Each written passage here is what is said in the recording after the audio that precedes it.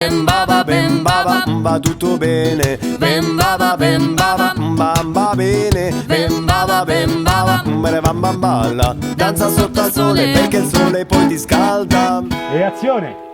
Buongiorno! Giusy è una mamma un po' apprensiva, è una mamma chioccia, è una mamma tipicamente del sud. E ha un marito che è Nicola, che è un buon rappresentante appunto del papà siculo, quindi anche lui è apprensivo.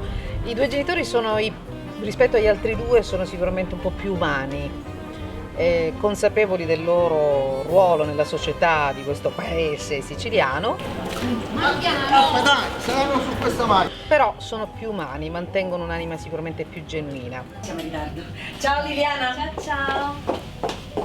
E questa è stata un'esperienza bellissima. Buona, ti fai guardare da tutti, sei sempre tutta scollacciata! Anzi, è un set un po' in cui, diciamo, l'umanità che c'è, l'armonia rischia anche di viziarti. Tutto il ministero della Brandeburgo. Insomma, questi ragazzi arrivano in questo paese dando delle aspettative, questi genitori hanno delle aspettative perché verranno deluse. Per fortuna, perché non bisogna prevedere tutto, aspettarsi troppo, ma essere disponibili anche alla sorpresa che le emozioni, in questo caso l'amore, riservano.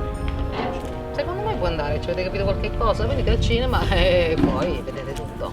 Ciao da Giusy. Danza sotto al sole perché il sole poi ti scalda.